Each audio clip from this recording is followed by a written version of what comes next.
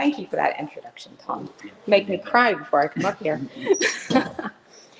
Okay, so I'm talking about something quite interesting today.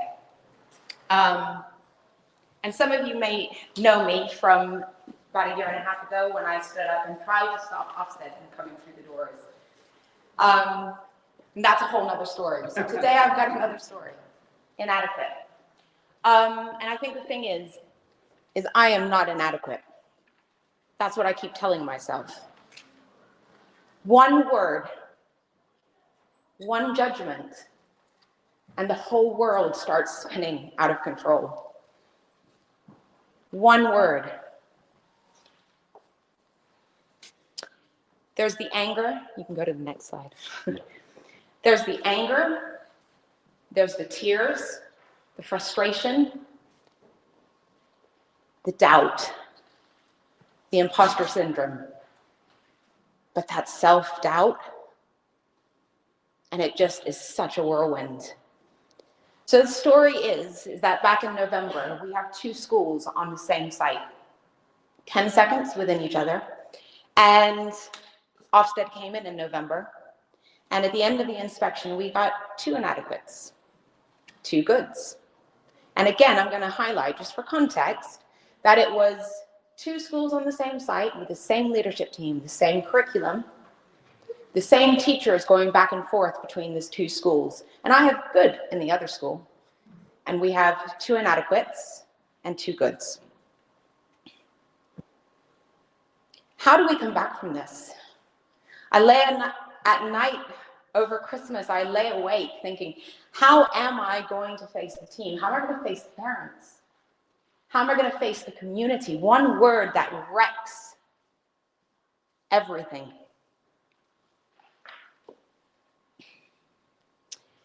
And then just before Christmas, we got the OFSTED reports, and I was made to stand up in front of the parents at a parent forum where they were yelling, quite rightly, I understand, telling me to fall on my sword, telling me I needed to resign. Angry, shouting with the LA behind me. And over Christmas, there was a petition to get rid of me from my parents. Not all of them, a group of them. And then the Daily Mail, the lies, the social media. I was called a leftist, a Marxist. I was called a Nazi. I've been called the crazy American woman ever since I joined the school. I've been called a bully. I've been called Miss Trunchbull. I've been called everything under the sun. And this was all over Christmas. And I think for me, the biggest thing is we've not learned anything. We've not learned anything. And the media has not learned anything. And this is still happening. This is what Ruth was terrified of facing. And I lie awake at night thinking I'm a failure. I've failed. And how do you come back from that? Hand up if anyone in here has had a setback, has had a failure. Every one of you has, of course we have. And every single one of you is sitting here in the room. Every one of you are here today. And for me, I had to reflect and I think, you know, I've been through a 20-year horrendously abusive marriage where I am lucky to be standing here. I am lucky to be alive. I've got so much to live for. I'm blessed. I'm safe. I can handle this. So the thing that I've learned about resilience is that it's not about the fall. It's about actually how do we put ourselves back together again so that we're stronger, so that we are better prepared to deal with the things that we have to do. And it's like the Japanese art kintsugi. I don't know if anyone's heard of that. It's where they put the broken pottery together and sometimes they use gold glue and they put it together. And I quite like that idea of being put together by that golden glue because you are more beautiful. You've got your scars, you've got your cracks, you've got everything that you have gone through. We've all got our traumas. We've all got our setbacks. We've all had our failures. And that idea of actually those scars is what makes us who we are, that those scars are what makes us stronger and actually what makes us beautiful. Resilience, because you see those people who are always on top, the ones who always seem to have it together all the time, but they don't. They absolutely don't. They've had that imposter syndrome. They've had the self-doubt. We've all had it. And they've had to face the fall, because without the fall, you don't actually feel the sweetness of that rise when it comes. So what I want to talk to you about is something called the 6 R's, and this is what I use. And I think for this, before I go through it all, one of the things as a leader I wouldn't ever do is not do my job without a coach. And I think having a coach, especially through these turbulent times, has been absolutely just what I've needed, and it's kind of kept me sane and got me through. So first of all, we reframe. You reframe and you look at things from a different perspective, and you think, actually, let's step back from this situation and think about, what is it that's in front of me? Actually, things don't have to be so bad. We can actually turn this around. There are things we can do now to turn things around. And then regulate is about actually taking the things that you can control and controlling those things only. There's a really good book, and some of you may have read it, Mel Robbins. It's the Let Them theory, which is exactly that. It's about, people are going to do whatever they want to do. They're going to say whatever they want to say. They're going to think whatever they want to think about you. We can't control that. We cannot control what other people do. But you can control you. You can control how you react. You can control how you behave. Next, you're thinking about rebalancing. And this is where you're protecting yourself. You're protecting your energy and thinking about, how do I get that balance back? How do I protect myself, put those boundaries in place, and say no when I need to, but make sure that I'm actually doing the things that bring me joy again? Because that's something you very quickly lose sight of, especially when you're in that dark place, when you're really falling, when something's really, really had you.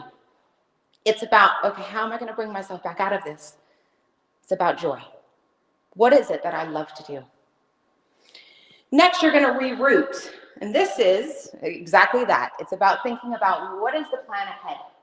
What do I need to do now to make sure that my plan's in place so that I can move forwards, whatever that might be.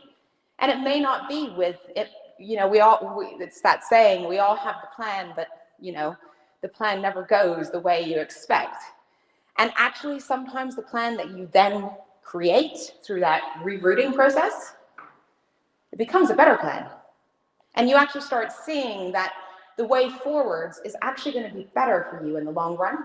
And sometimes that becomes the joyful place, because that's the place actually where you think, didn't realize I was going to get here, and this has become so much better than I could have expected. And next is reignite. Now, this is where you reconnect with your purpose, your why. And what I want you to do right now, because I ask leaders to do this, usually in every session I do, I always start with this. This is the thing I start with, is I want you to think about what your why is. Why do you get up in the morning? What's your motivation? Why do you get up and do the job that you do every day? Why are you here on Saturday? So I'm actually here with someone who's never been to one of these events on a Saturday. And she's a head teacher. And she said to me, she said, this is where all the passionate teachers are. Because you've come on a Saturday. This is what you love to do. So right now I want you just to spend literally about a minute. Just want you to write down your why. Please write it down.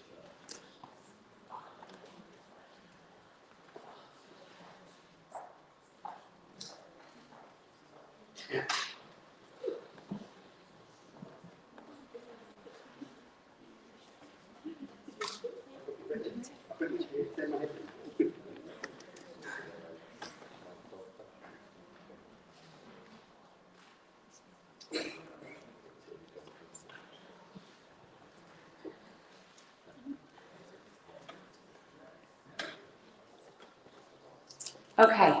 You can see pen stopping.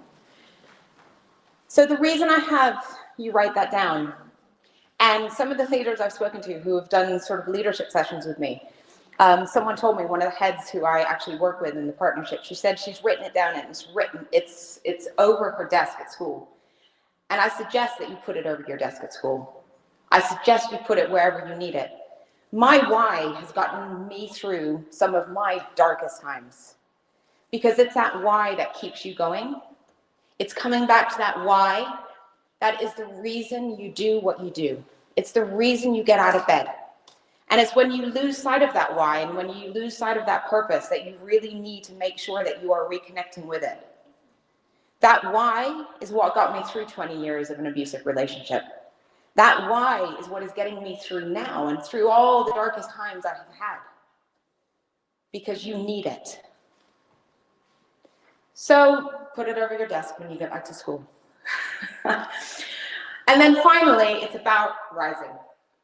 Because once you've been through all of that, you will be in a better place. You will be better ready to serve the community or do whatever it is that you need to do. And actually, at this point, rising is where all of your broken pieces have been put back together. It's where you are able to rise stronger and brighter and make the difference that you need to make. Okay. So I think for me, what I hope that you take away from this today is those 6 R's, because we're all going to face challenge. That's what life is about. Life is about bringing those challenges to us. So it's about how are we going to react? How are we going to adapt? How are we going to face those? And what are we going to do to move forwards? And I think the biggest thing is about this. Don't let your setbacks define you. Your setbacks cannot define you. You need to use them to make yourself even stronger. And then again, this is not the end, and this is what I've had to tell myself. This is not the end of my story. This is absolutely not. This is actually the beginning of my comeback. And I hope those words are something that you can use as well. And I think one of the things that I think we need to think is not that we're inadequate, but that we are actually powerful beyond measure. And it's interesting because this quote was in my office, just for context as well, in my office for 9 years as a head teacher in a school that was extremely successful as a head teacher. And it's one of my favorites, Marianne Williamson. And I'm just going to read the first bit. Our deepest fear is not that we are inadequate. Our deepest fear is that we are powerful beyond measure. It is our light, not our darkness, that most frightens us. And we ask ourselves, who am I to be brilliant, gorgeous, talented, fabulous? Actually, who are you not to be? You are a child of God, and your playing small does not serve the world. So my challenge to you all today is to stop playing small. Stop playing small. I want you to not use your comeback, your setbacks, your failures, all those falls. Do not let them define you. Rather, use them to make this your comeback story. Because we were never inadequate. We were always meant to burn brighter. Thank you.